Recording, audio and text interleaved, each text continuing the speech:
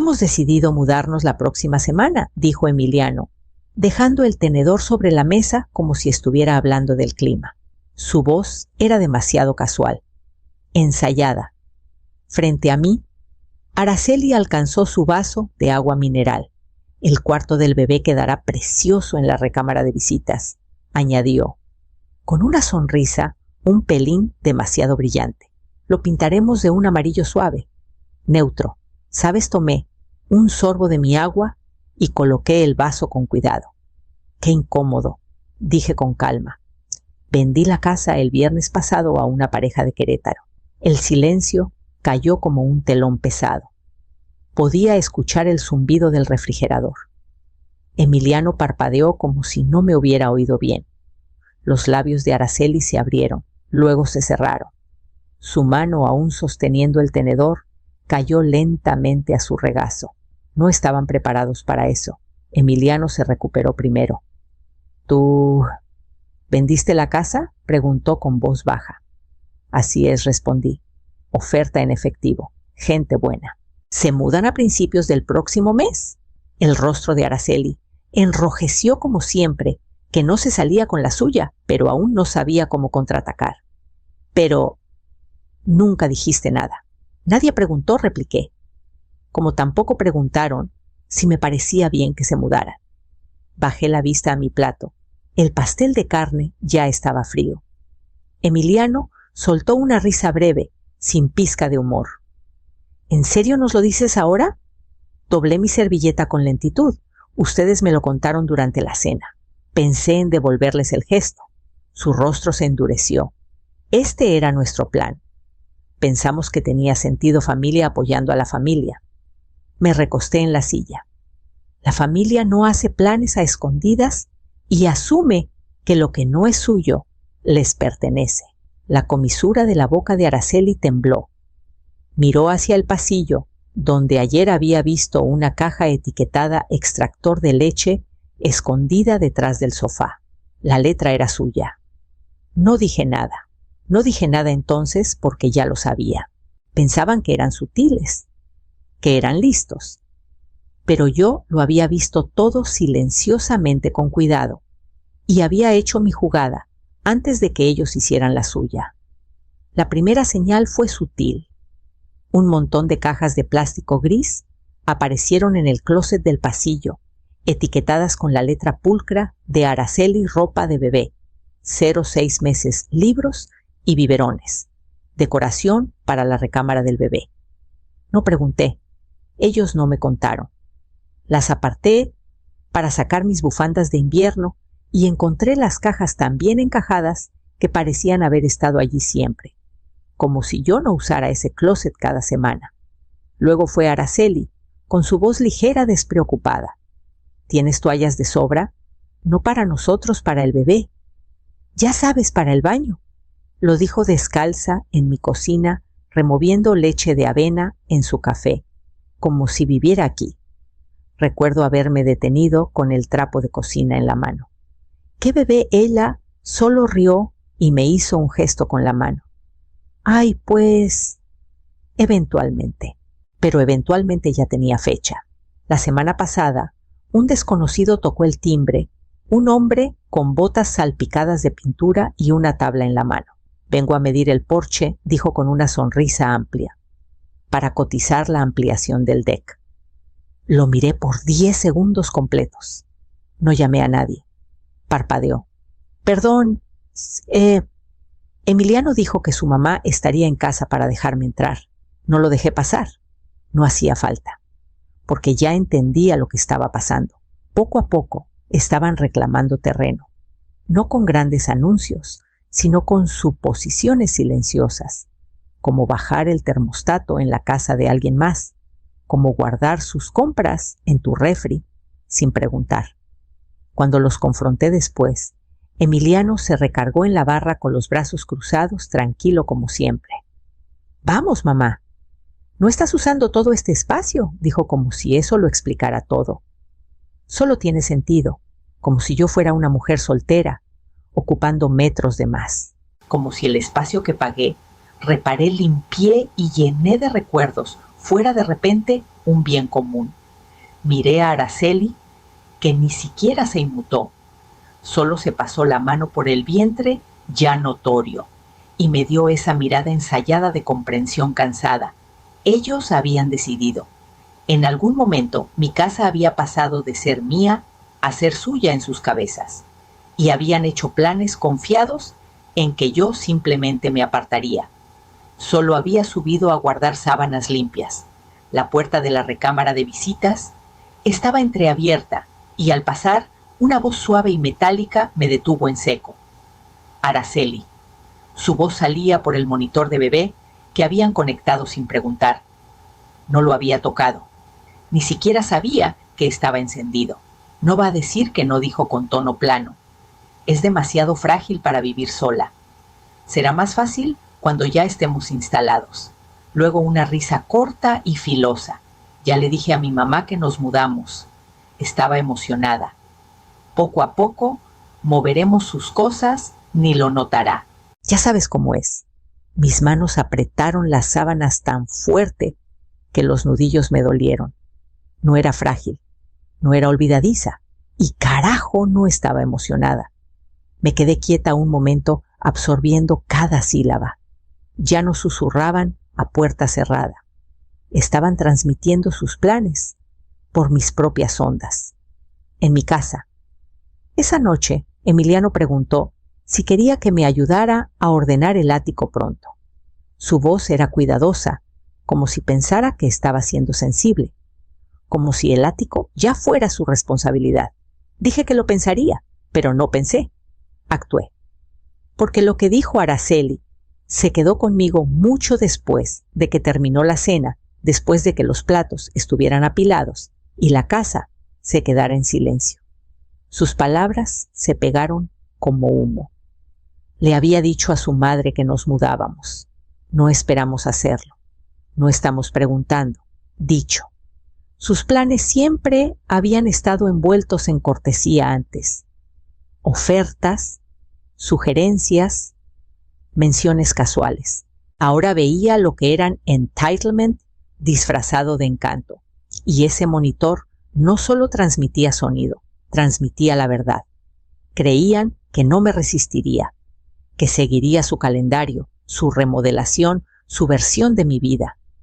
Pero no sabían lo que ya había hecho. No sabían qué papeles había firmado, ni la cita que había agendado para la mañana siguiente. Esa misma tarde, estacioné en el lote de la inmobiliaria y me quedé un momento en el coche mirando la puerta principal. Era el mismo edificio donde conocí a Mariana 2 meses antes, justo después de la primera pista de los planes de Araceli.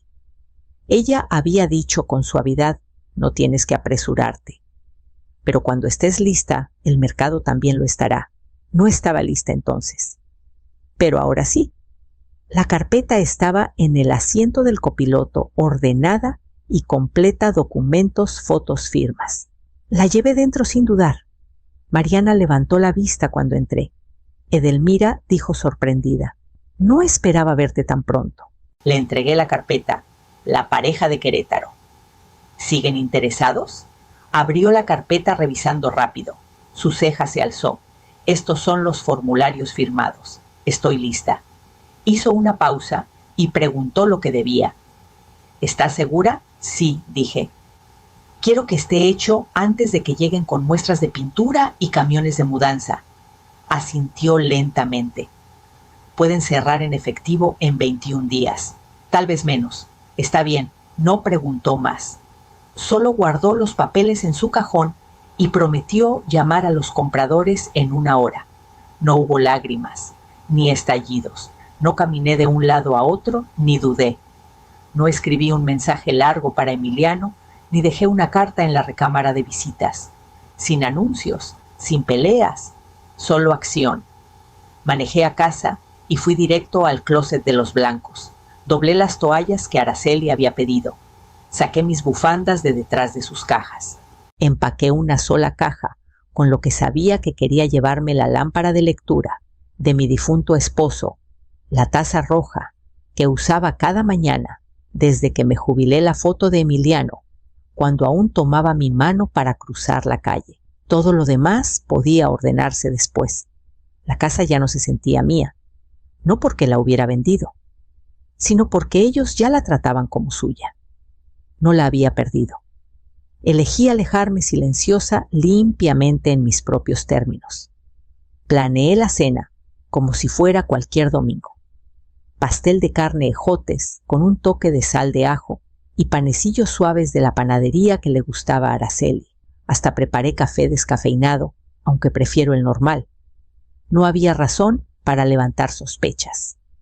Que se sintieran en casa una última vez. Llegaron puntuales. Emiliano me dio un beso en la mejilla. Araceli me abrazó con un brazo mientras sostenía su vientre con el otro. Trajeron un pastel, comprado pero envuelto como regalo. Nos sentamos, comimos, hablamos del clima. Emiliano mencionó algo sobre el color de la recámara del bebé otra vez. Luego empujó su plato hacia adelante, carraspeó. «Lo hablamos», dijo mirando a Araceli, que asintió ligeramente. «Creemos que tiene sentido quedarnos aquí ahora, al menos por un tiempo, con el bebé en camino». Alcancé el sobre que había puesto bajo mi mantel, papel grueso color marfil, dentro una copia del contrato de venta y la escritura de transferencia. Lo puse en el centro de la mesa. Qué lástima que ya firmé la casa a alguien más. El tenedor de Araceli chocó contra su plato. «Que vendí la casa», dije simplemente, «el viernes pasado. La pareja de Querétaro, gente encantadora, están emocionados por el patio trasero». Emiliano se inclinó hacia adelante parpadeando. «Ni siquiera nos dijiste, ustedes no preguntaron». Soltó un suspiro cortante. «Somos tu familia». Sí, dije asintiendo. Y la familia no hace planes a espaldas de los demás. La mandíbula de Araceli se tensó. «Entonces, ¿a dónde vas a ir?» «Eso ya lo tengo resuelto». No les debía detalles, ni del nuevo departamento, ni de las llaves que ya tenía, ni de la fecha de mudanza. Pude ver cómo lo entendían la realización de que su visión perfecta del futuro se había borrado. La recámara del bebé, el deck del patio, el control. Emiliano me miró como si no me reconociera. Tal vez no lo hacía, porque ya no era la madre que se sentaba en silencio y absorbía sus decisiones. Era la que tomaba las suyas propias. Para la mañana siguiente, los chats grupales estaban en llamas. No necesitaba leer cada mensaje para sentir el calor. El zumbido de mi teléfono era constante e insistente, como si quisiera avergonzarme para que respondiera. La madre de Araceli fue la primera en publicar. «No puedo creer que le haga esto a su nuera embarazada». Echarlos en un momento así otros se sumaron, primos lejanos que no llamaban en años, conocidos de la iglesia, hasta mi sobrina en Chihuahua, que apenas recuerda mi cumpleaños. Increíble, qué egoísta. Después de todo lo que han hecho por ella, deslicé la pantalla sin responder. Ninguna respuesta cambiaría una historia que ya habían escrito sin mí. El mensaje de Emiliano llegó a media mañana. «Nos hiciste quedar mal». Eso fue todo, sino la mamá. Sin preguntas sobre por qué, solo culpa. Como si hubiera arruinado algo que era suyo por derecho. Puse el teléfono boca abajo. El timbre sonó poco antes del mediodía. Pensé que sería más drama otra entrega de culpa. Pero era Teresa, la vecina, con un vaso de papel humeante y una bolsa de panecillos de limón. «Pensé que te vendría bien un café», dijo entregándomelo. La invité a pasar, pero negó con la mano. «No me quedo». Solo quería decir, bajó la voz. Escuché lo que dicen, pero también recuerdo quién pagó sus últimas 3 vacaciones. Alcé una ceja. Araceli presumió del viaje a Puerto Vallarta, continuó. Dijo que fue un regalo de los suegros. Pensé que hablaba de sus padres, hasta que vi tu nombre en la confirmación de la reserva que dejó en mi impresora. Casi me reí, no por gracia, por incredulidad. Extendió la mano, apretó mi brazo suavemente. «No estás loca, solo estás harta». Después de que se fue, vertí el café en mi propia taza. Me senté en la mesa de la cocina con el teléfono aún boca abajo y respiré el silencio. El mundo podía girar con chismes si quería. Ya no me defendía, que hablaran, que torcieran la historia. Yo sabía la verdad y sabía lo que venía después. Nunca preguntaron por qué vendí la casa, ni una sola vez. Asumieron que fue por despecho, una venganza cruel, una decisión egoísta de una mujer amargada que no quería compartir. Eso era más fácil de creer para ellos, pero no notaron el radiador que rechinaba cada noche ese invierno tan fuerte que tuve que dormir con tapones, ni cómo el tejado goteaba junto a la ventilación de la lavandería después de cada tormenta. No notaron que la estufa dejó de funcionar la primavera pasada y que usaba una placa eléctrica escondida detrás de la tostadora desde mayo. No preguntaron por qué cancelé el cable o por qué el refrigerador estaba casi vacío la mayoría de las semanas. Nunca se preguntaron por qué siempre servía pastel de carne, es barato, llena y disimula que la carne molida era lo único que podía pagar. Ellos veían una casa de 3 recámaras en un barrio tranquilo y pensaban seguridad. Yo veía azulejos rotos, primas de seguro que subían e impuestos prediales que hacían temblar mis manos cada vez que llegaba el recibo. Vendí la casa porque ya no podía cargarla, ni financieramente ni emocionalmente, pero nunca imaginé que tendría que sobrevivir a mi propio hijo, su silencio, su expectativa de que diera y diera y diera sin fin, que me desvaneciera suavemente en las esquinas de su nueva vida, como si fuera un mueble viejo para reciclar. Araceli, con su tono suave y movimientos filosos, se había apoderado poco a poco, una caja a la vez, un plan a la vez, hasta que mi casa se sentía menos mía y más como un pasillo que estaban esperando repintar. Y Emiliano ya no me miraba igual, no como el niño que se sentaba en el piso de la cocina mientras le ponía curitas en las rodillas raspadas. Ahora me miraba de reojo como si fuera un inconveniente, un obstáculo. Ni una vez preguntaron, ¿estás bien, mamá? Yo había respondido esa pregunta por mí misma, en la oficina de un abogado, en papeles firmados, en silencio. Ahora la única pregunta que quedaba era dónde comenzaría de nuevo, y ya tenía la dirección. 3 días después, Emiliano apareció, solo, sin avisar, sin flores, sin disculpas. Se paró en el porche como si no hubiera encendido una chispa en nuestra relación días antes. Abrí la puerta, no dije nada y esperé. No gritó, no lloró, no preguntó cómo estaba. He estado pensando, dijo en cambio. Todos estuvimos emocionales la otra noche. Tal vez haya una forma de encontrar un punto medio. Alcé una ceja. Continuó. Y si tú avalas una hipoteca para nosotros, encontraremos un lugar cerca, una casa para empezar. Estarías ayudando a tu nieto. La palabra nieto flotó en el aire como un anzuelo. Lo dejé pasar y lo senté en la mesa. Le serví café por costumbre. Luego deslicé la hoja de cálculo sobre la mesa. Estaba impresa en blanco y negro filas perfectamente etiquetadas. Apoyo para la colegiatura. El copago de urgencias cuando Araceli se rompió el tobillo. Los 80,000 pesos que transferí para el depósito de su primer departamento. El enganche que dijeron que devolverían cuando llegara el reembolso de impuestos, pero nunca lo hicieron. La boutique que Araceli abrió por 3 meses antes de cerrarla sin hacer ruido. Emiliano miró la hoja, como si estuviera escrita en otro idioma. Eso es lo que ya he dado, dije, sin contar los víveres, las cuentas que cubrí sin hacer alarde, sin contar todas las veces que dije sí en lugar de no. Se recostó cruzando los brazos.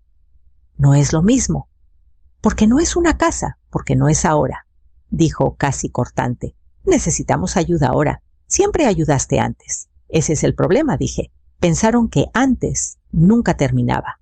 Volvió a mirar la hoja. pero no la tocó. No vine a discutir, dijo más suave ahora. Bien, respondí levantándome, porque no estoy discutiendo, terminé de explicar. No se fue enojado, solo confundido, como si las reglas hubieran cambiado y nadie le avisó.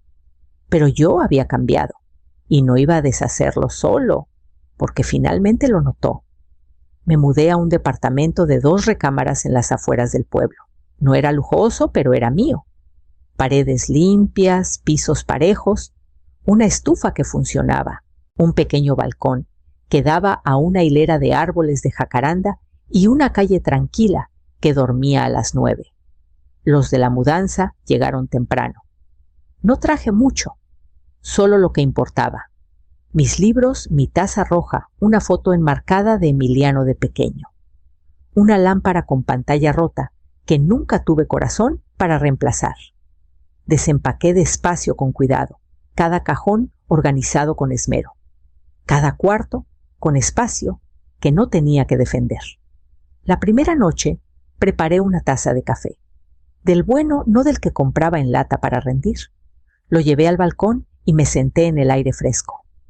No había murmullos de alegría forzada, ni pasos arriba, ni susurros detrás de puertas cerradas, solo el sonido del viento moviendo las hojas, y el silencio en mi propia cabeza. Se sentía extraño, no solitario, solo nuevo. Un mensaje llegó a mi teléfono, una foto de la pareja que compró la casa. 2 sonrisas amplias parados junto al buzón que pinté la primavera pasada. Detrás de ellos, los rosales que casi arranqué en una mala semana el año pasado. Conservamos tus rosas. Son hermosas. Miré la foto un buen rato antes de responder. Cuiden el porche. Crujen después de la lluvia, sin emojis de corazones, sin signos de exclamación. Solo lo que importaba. Ellos no conocían la historia de esa casa. No necesitaban hacerlo. Estaban creando algo nuevo. Yo también. A la mañana siguiente hice una lista de compras sin pensar en lo que le gustaba a Araceli. Arreglé la segunda recámara sin preocuparme por dónde encajaría una cuna. Pasé frente al espejo y no me preparé para el juicio de alguien más esperando en el reflejo. No me había dado cuenta de cuánto me había reducido para acomodar a otros, hasta que estuve en un lugar donde nadie esperaba que me encogiera. Y por primera vez en años no me sentí como una invitada en mi propia vida. 3 meses después organicé una cena. Nada fancy, solo un pollo asado, papas con ajo y un crumble de moras enfriándose junto a la ventana. La mesa estaba puesta para 4. Teresa llegó primero con su sobrina Jimena trayendo un ramo de flores silvestres en un frasco de vidrio. Una vieja amiga de mis días de maestra trajo sidra espumosa. Otra vecina, Gloria, trajo su risa fuerte y libre. La charla fluyó de sitcoms viejas a trucos para el jardín y recuerdos de viajes por carretera que nunca salieron como se planeó. Nadie hablaba por encima de nadie. Nadie tomaba más de lo necesario. Nadie asumió que podía quedarse. Fue el tipo de cena que no me pedía nada más que estar presente. En un momento Jimena apoyó la barbilla en la mano y preguntó: ¿extrañas tu casa vieja? Hice una pausa tomando un sorbo de mi taza roja, ya un poco descascarada. Esa casa era hermosa, dije con sinceridad. Cocina grande, huesos fuertes. Pero la mujer que vivía ahí estaba cansada. Seguía dando pedazos de sí misma y fingiendo que no dolía. Teresa me miró con suavidad, pero no dijo nada. No extraño ser esa mujer, añadí. No extraño despertar ya preparándome para lo próximo que alguien necesitaba de mí. Hubo un silencio, no de los incómodos, de los que significan que algo encajó. Recogí los platos. Gloria ofreció ayudar con los trastes, pero la detuve con un gesto. Ahora me gustaba el ritmo del agua y el jabón, porque no se sentía como una tarea que alguien olvidó agradecerme. Después de que se fueron, me senté en el sofá con las piernas recogidas, una cobija sobre el regazo. Las ventanas estaban abiertas lo suficiente para dejar entrar los sonidos de la noche Grillos el murmullo bajo de un coche, pasando la risa suave de los inquilinos de arriba. Mi vida no era grande, no era ruidosa, pero era mía otra vez. No pedí permiso para elegir paz, o espacio, o soledad, y al elegir esas cosas, me había dado algo que nadie más había pensado en ofrecerme. Un hogar que finalmente se sentía mío.